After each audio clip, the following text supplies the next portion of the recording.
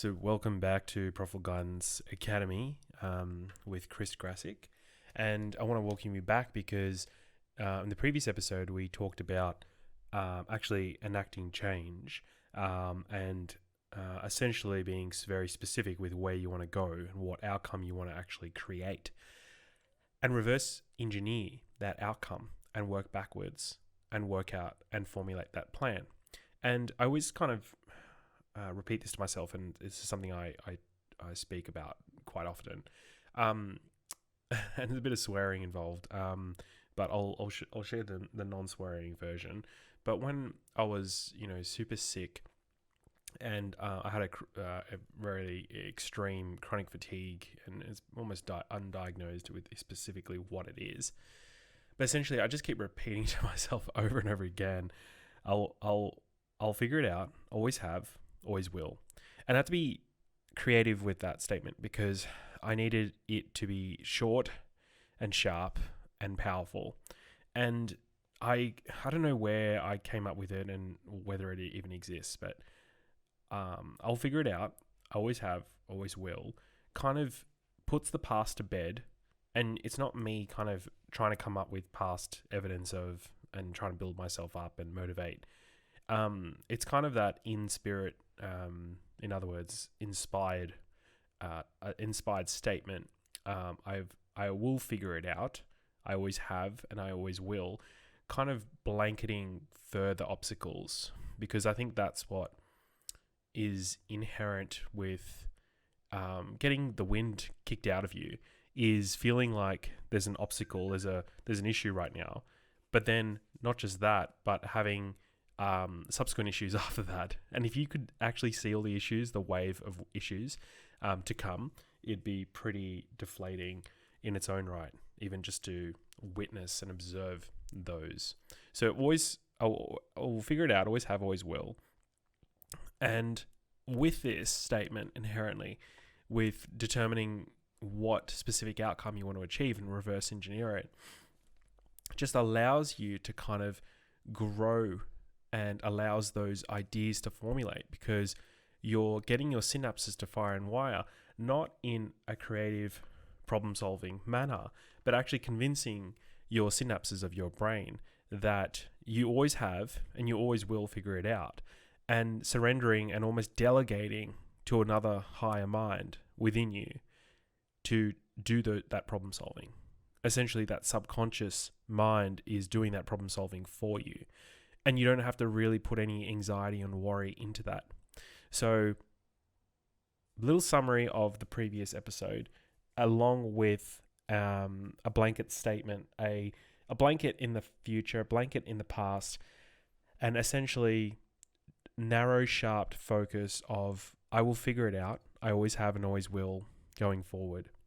Now, going off that previous episode, I mentioned that we'll talk about leverage and strategy going forward. And essentially, when you have that outcome, what you're trying to achieve, and you're actually reverse engineering that outcome and determining those steps and what you need to achieve.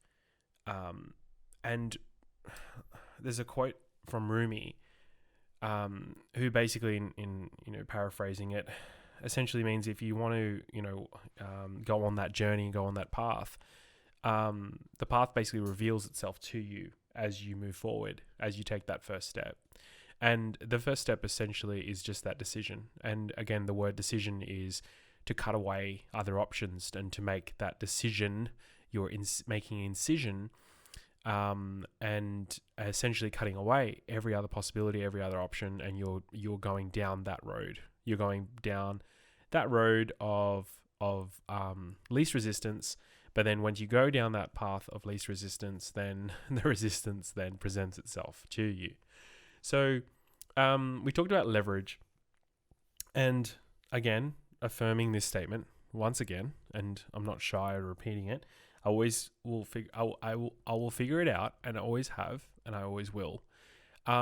Essentially, you're determining your strengths from a zone of genius, from a natural flow of what your inherent value is. And the more and more people I actually encounter, there is a common theme as we grow up, as we go through childhood and we grow up. My nickname was Chatterbox, and I remember this specifically when I was in year 4. We all had a nickname as part of it, and I was really offended by it. I remember going back, time traveling, and being really offended by Chris Grassick as a Chatterbox, because I was worried about what my parents would think, like working their butts off to get me through school and paying the school fees, and hearing them, argue and worry about money. And here I am going to school, and my nickname is literally the Chatterbox. And I just love to talk. I love to story tell, whether it's fictitious or whether it was the truth. But essentially, I just love to tell stories, and I loved engaging people. And yet, going back and time traveling, like exaggeration was part of it. But what I learnt later on was when the exaggeration part of it was basically creativity, spinning up a better story, spinning up something. So I started to realize that, in my adulthood now, is that I still do the same thing, but I love to storytell, and I love to become creative with different options and different strategies, because you exaggerating something is basically bringing out curiosity and fascination and interest, and customizing that to who you're speaking to. And yeah, obviously there's negative aspects. Obviously they were done for a need for significance and deeply embedded insecurities. But here, reprocessing that characteristic that was effortlessly just coming off my tongue allowed me to kind of create scenarios in my mind that I could go down effortlessly, and essentially leveraging that characteristic of myself, leveraging that ability to conjure up a narrative that will be self-serving, and then morph that narrative as it was, whether it was in an unhealthy way or whether it was an healthy way, and kind of align that more in a healthy manner, and refresh that as I grew spiritually, personally, along the way. So not to ramble, essentially we all have that inherent value, that characteristic that when we're growing up. And what is it in particular?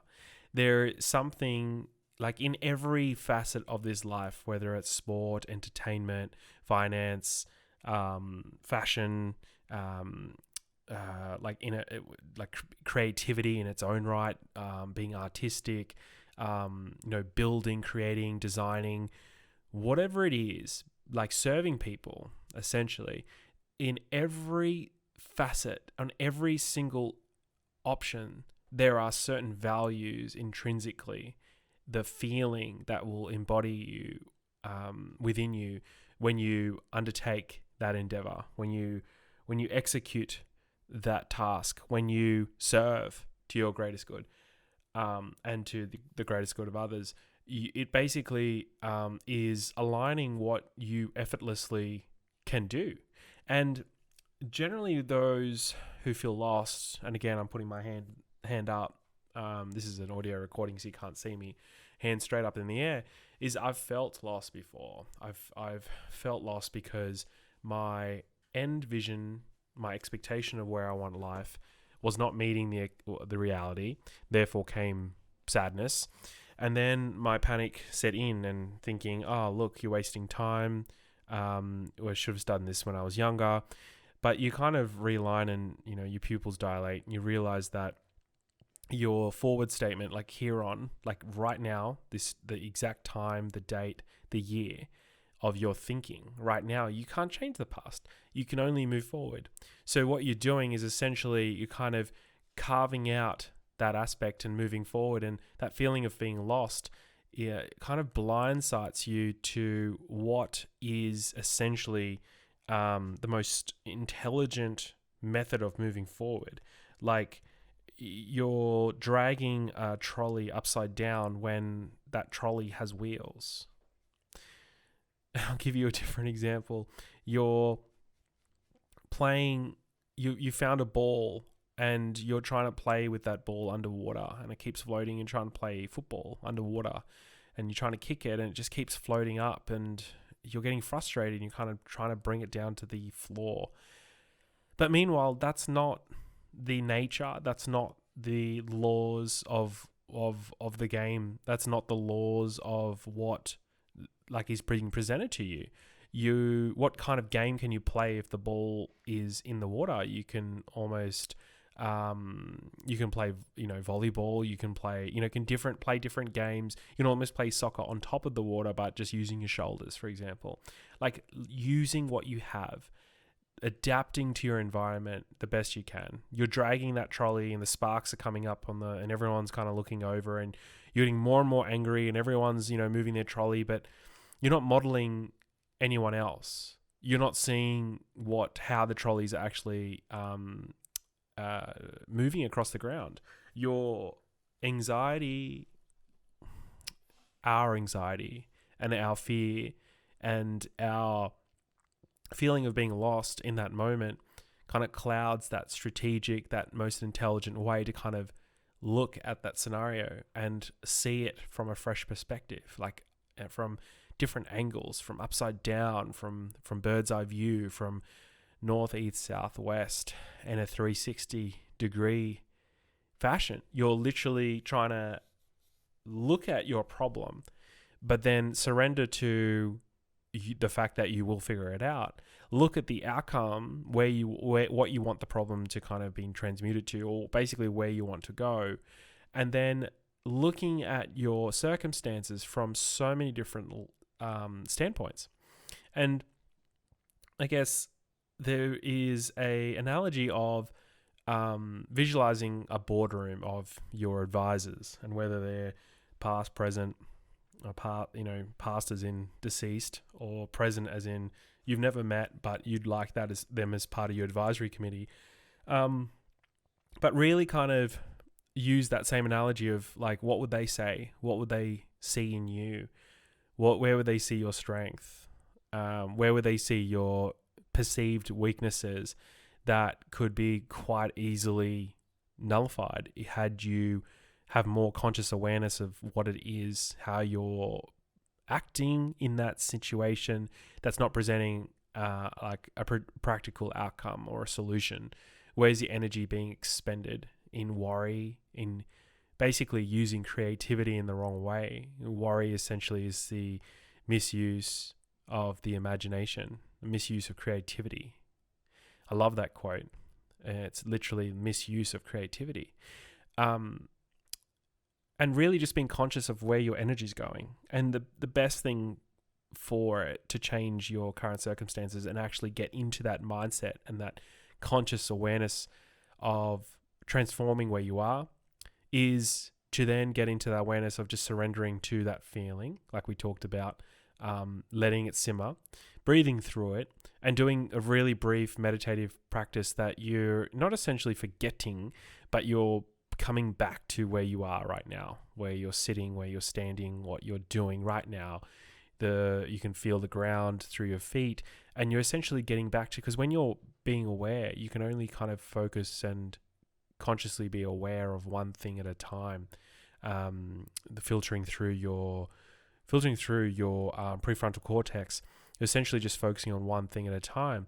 And when you have many things that you're trying to control that are basically completely out of your control right now, comes that feeling of, that anxiety and that worry, because you're trying to control something that is not strategically adaptable to you in this circumstance, in this moment right now.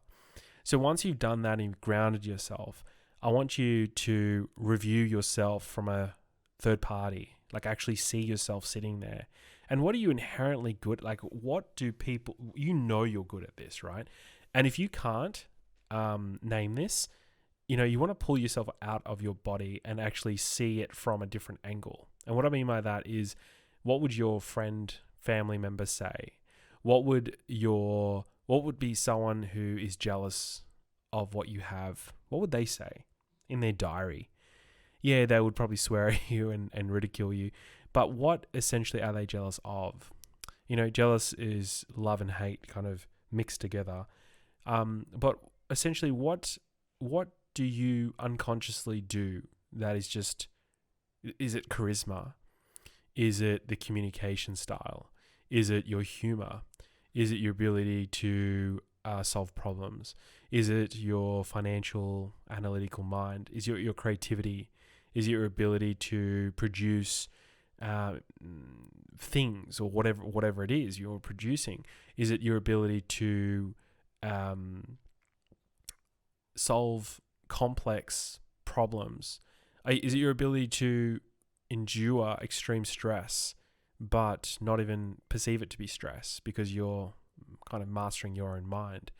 Is it your ability to see the potential in other people?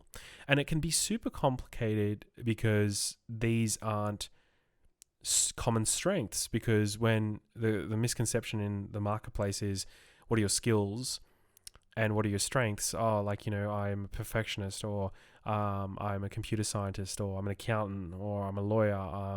I've worked at this startup for 5 years. I've worked at this firm for 2 years. I'm good at hospitality, or I don't know what it is, but we kind of really think from a really practical skill set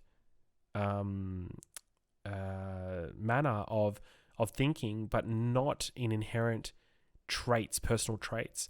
And I have this thing called PABS that I deal with clients and myself personally. And this is something I used for myself when I was kind of getting myself out of a hole where I was so sick, and yet I had to look at my own PABS, my personal attribute balance sheet, and really kind of build myself up and acknowledge what I was good at, because I was so acutely aware of my energy levels that I could not waste 10 seconds just feeling that negative thought. I couldn't waste 10 seconds of worrying about, because I was burning energy and I could feel it. I could actually feel myself withering away.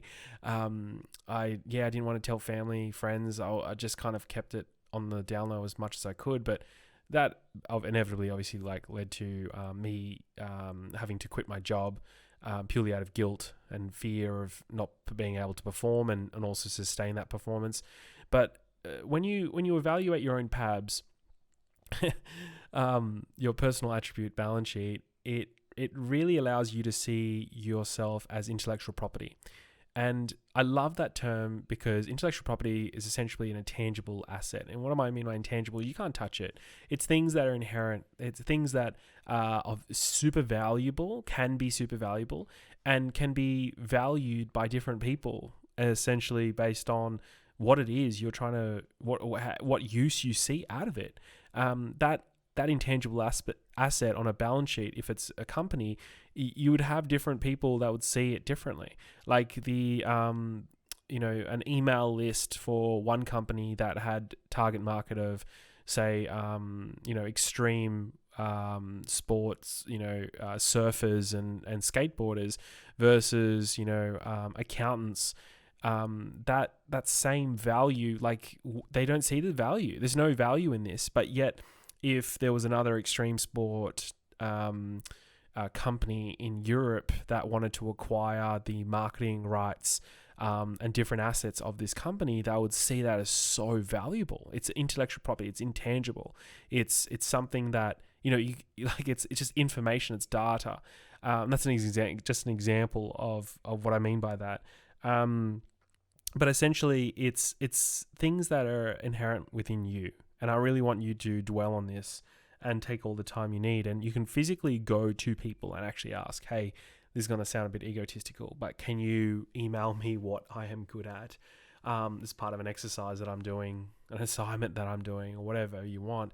But you can also do a thought exercise if you feel some discomfort in that, especially if you're in a dark place. But really kind of put yourself in someone else's shoes, and not literally in their shoes. What shoes they wear, feel their shoes, feel what they're wearing, and look at you from a third party perspective. How you walk, how you talk, when you're at your best self, how do you perform? What are you doing best?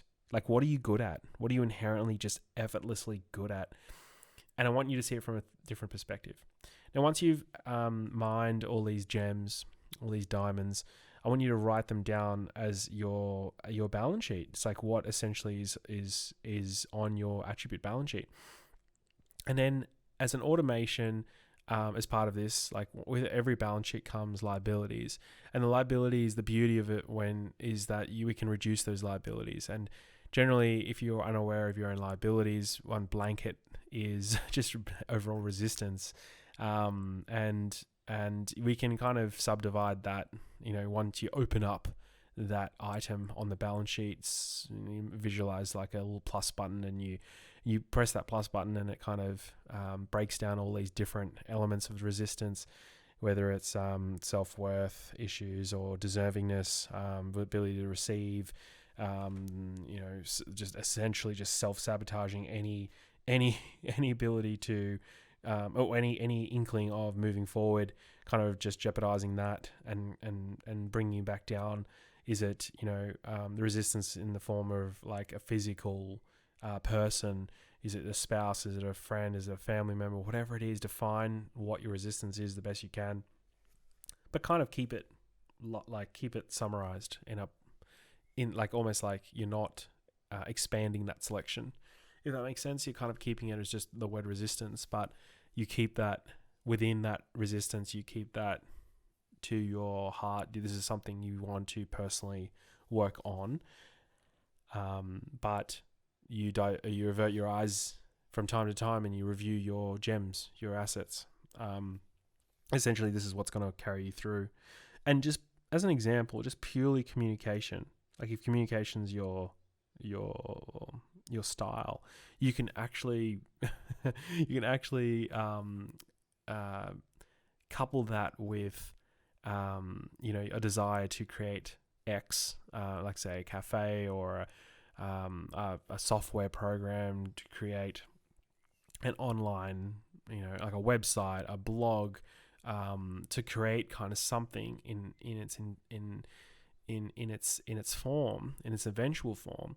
But essentially, your communication allows you to build a team or to seek out a business partner and articulate what you're trying to build and be so persuasive with that communication style. And it's not persuasion, like these things can be taught. There's certain skills, but your communication is essentially it. Your passion. You're the most passionate person in the room. What is it that's inherent within you? And the beauty of this is it's not kind of honing in on a specific thing. It's not limiting you. It just shows you where your attributes can be actually directed towards. Like at the moment, you're a fire hose on full ball and it's just kind of going everywhere, but allows you to acknowledge where the hose is spitting out from, allows you to direct that hose towards something. And when you have that relentless focus, you can then create magic in that moment. So this is the first part of leverage. The second part of the leverage is to look at everyone in your circle, look at everyone in your phone book on your phone, look at everyone on your friends list on Facebook, on your followers on Instagram, your LinkedIn, and actually just take stock of who it is you're connected with. Look at your friends, family, friends of friends as well, and just review everyone in your immediate circle and really kind of take stock of how many contacts you actually have.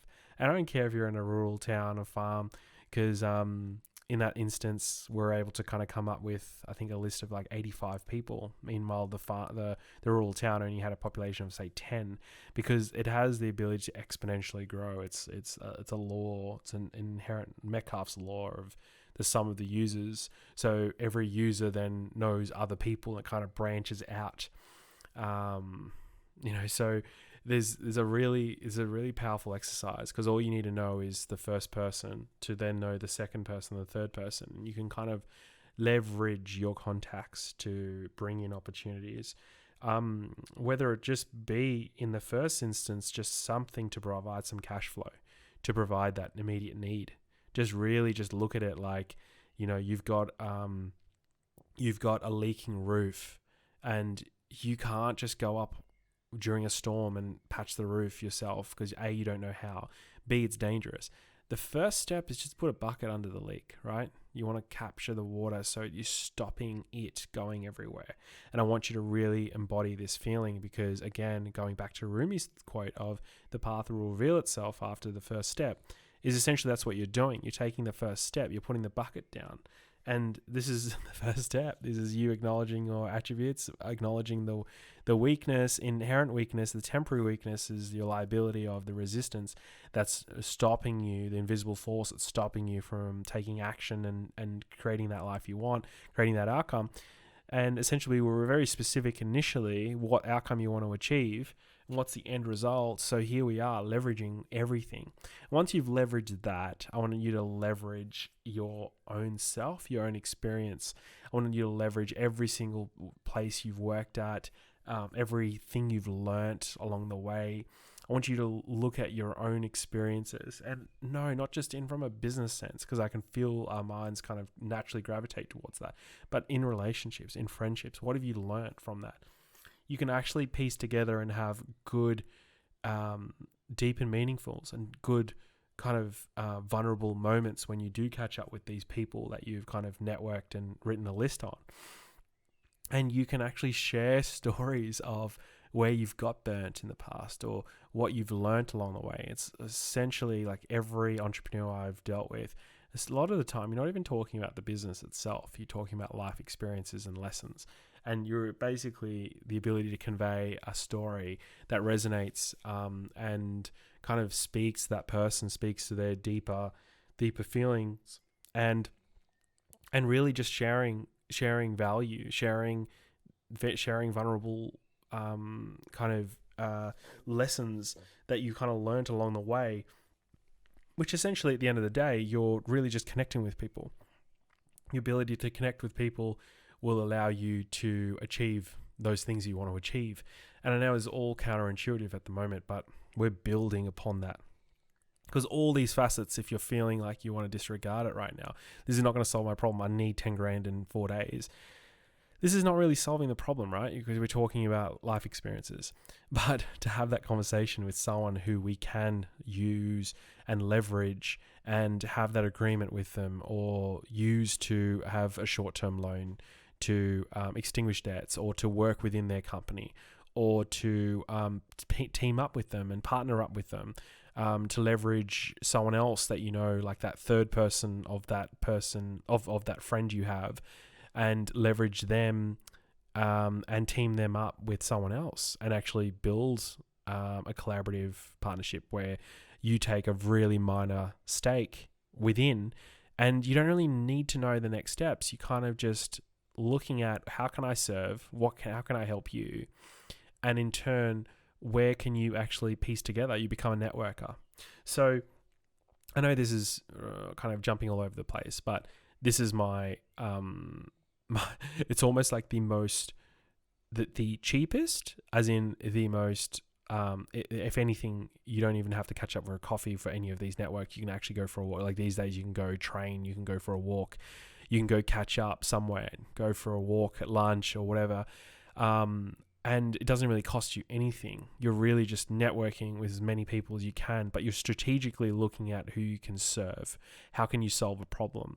And you're not going blindly into this meeting. You're reviewing who you know, so it's at the forefront of your mind, so you can connect them. An example of, you just might know someone who's super brilliant at school that you know of, that is working somewhere, that is, you know for a fact that they're not really fulfilling their potential. You then meet with someone who owns their own company, and there's no correlation with where you are right now. But yet, someone who has a company is always looking for super talented people. So you're then connecting someone who is definitely living below their means, below their potential. And then you're dealing with someone who's entrepreneurial and needs the source talent. You're connecting people, and there's finder's fees in that. There's not even just that finder's fee. You're building up that capital. You're building up that value. You're building up that equity that someone then is in turn feeling a void that they need to then allow you to provide you value in return, or do you a favor? So then in turn, you exchange what you're looking for, what you need, and show different elements of the outcome that you want to achieve, but also be vulnerable and share some of the obstacles that you're enduring. If you know anyone that can help me. So did you see what we're doing here? We're actually playing a game. We're playing a game of how many people can I help and serve in the shortest period of time, leveraging my whole contact base, and almost like a jigsaw piece, like going to other jigsaw puzzles and going, will this piece fit here? Well, can this piece artistically create value in your world? And in turn, by doing so, you can create some really good value in a short period of time. If anything, you can have all these conversations kind of going at once. You don't even have to meet with them. You can actually just literally just have a digital conversation online or an email. And again, if you're technology poor, there's libraries, there's other people that you can actually use to borrow things from to kind of aid with this communication task. And essentially the problems that you're enduring, you're not asking for help. You're actually seeing how you can help others, but you're not blindly going in with ego and saying that I'm all good on my end. It's your ability to actually look at your own attributes, look at your inherent weaknesses, which essentially is the limitations and the resistance, close up that, like, acknowledge it's there. And when you do go into these conversations with these different people, whether you know them really well or you're meeting them for the first time, there's vulnerability in that, because it's at the forefront of your mind of your problem, but also you want to be of service to them. You actually want to solve their problem. And in this process, in its own right, you might even carve out your own business model in itself. You're just a networker. You basically align different people in your circle with needs as they fall due. There's no website for that. There's no ability to kind of go through and go, who knows this person of this person of this person, and how can then they can be connected.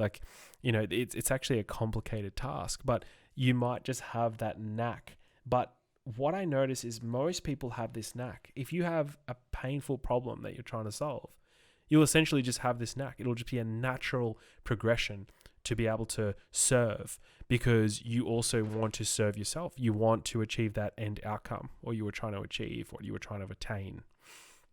Now, leverage is number one. Like, you have to leverage everything, right? And if you have specificity of what you want to achieve, what you want to bring in, what you want to produce, what you want to create, that we talked about in that previous episode, and you're very specific of what you want, we can kind of narrow down and give you specific examples by being pretty as broad as possible in this scenario, and just basically just trying to infuse as many ideas as possible, and just really giving you ideas that don't cost money. Just basically leveraging everything you do or everything you have.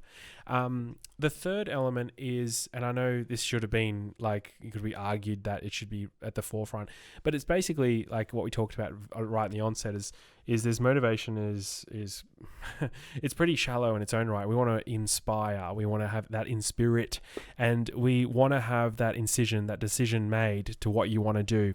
And the third, coming back to it, is that we want to look and leverage our own finances, our own financial obligations. We want to leverage as many things as we possibly can to provide breathing space, provide breathing room.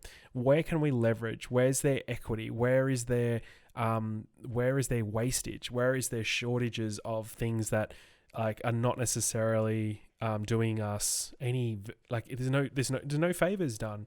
There's no value produced. What assets do you have? Don't think about financial assets and, cash and plant and equipment and, land and buildings and motor vehicles. What asset? Literally just household assets. Just look at things you don't really use right now. Go into Marketplace and offload them. Offload them as many things as don't provide you value, don't provide you, just really simplify your whole life. Review everything that you have in terms of obligations, debt obligations, liabilities. Look at those cash flow shortages that you're enduring, and actually just look at what you need to make, what are the minimum amounts that you need to make, and look at how can we actually commit to those, utilizing whatever inflows. And what I mean by inflows is what income you have right now. And as you're having these conversations with people in your network and you're talking through, you're going to have that personal attribute balance sheet that you have at your forefront of your mind. You know your skill set. You're actually acknowledging to people that you meet what they need, what they have, and whether you can solve their problem right then and there, or whether there's someone else in your network that actually will align with their problem, that will solve their problem. You can actually see where you can actually fit in. So along this way, you can actually undertake some type of role within some of these, within these organizations or these businesses or these people of influence that they may know someone else that you could be connected with.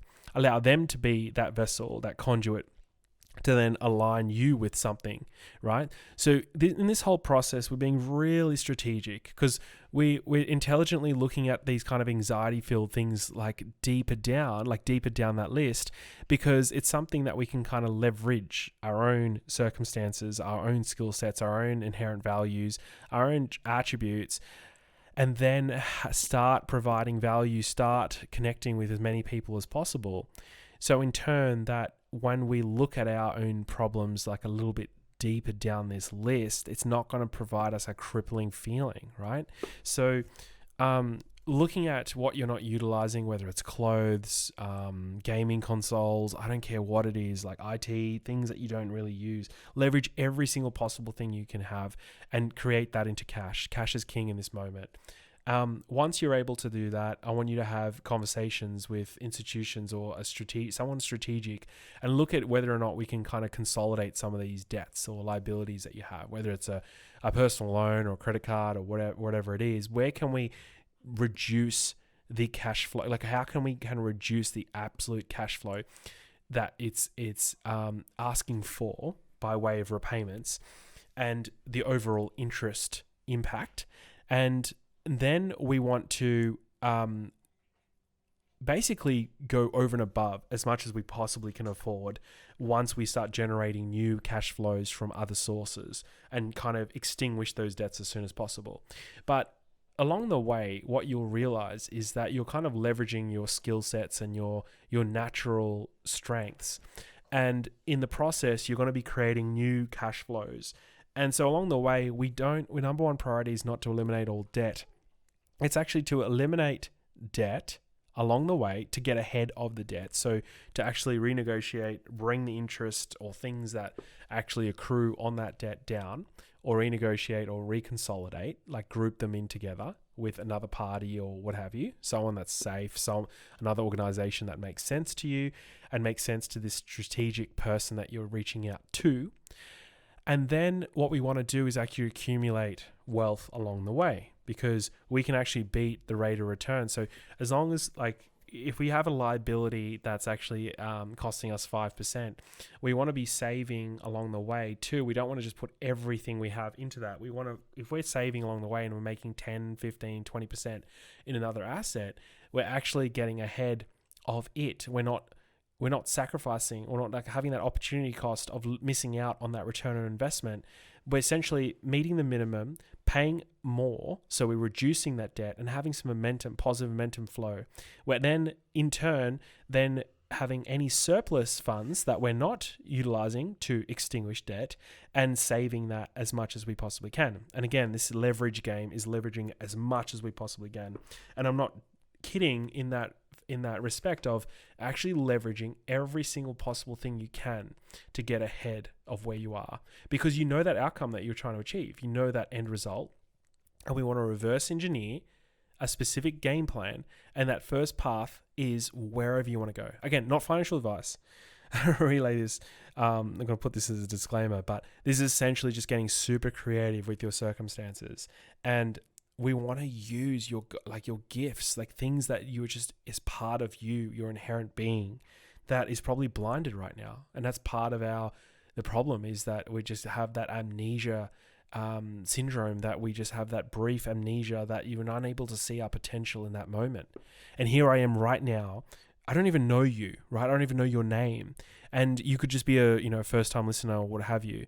But essentially is that I don't care who you are. that I've met enough people to realize that everyone has a certain talent, like literally just a given potential that most often you're blinded by. And if only you were able to see that or unpack that, generally other people can. Generally, like the conflicts that you have with other people, the people who feel jealous of you, people who don't get along with you, they don't like that light. And what was that light? When you were growing up, what was something that people said to you? Like in my instance, you're a chatterbox. Doesn't sound nice. It just sounds like I run my mouth with no end in sight, which I still do. But hopefully there's some value intertwined these days. But essentially, like, what is it that you're blinded by? And leverage other people to bring that out. Leverage your financial position. Leverage your contacts. Leverage absolutely everything. I want you to caps lock it on a Microsoft Word document, on an Excel document, on a post-it note, on a book in front of you. Write it on the back of your hand. If you're listening to this while you're driving, actually just write this in your phone. I don't care where you put this, just write the word leverage in caps lock. Leverage everything. And I guarantee you it'll get you out of this perceived hole. You're not even in a hole. When you zoom out long enough, it's just a little blip, literally. So hopefully this helps. This was an episode on leverage. We can dive deep into any facet you want to, give you some case studies, some practical examples, even from my own life, getting vulnerable of how I was able to leverage certain things and really just combating that resistance along the way, because that's part of it. Anyway, I hope this helps, and see you in the next one.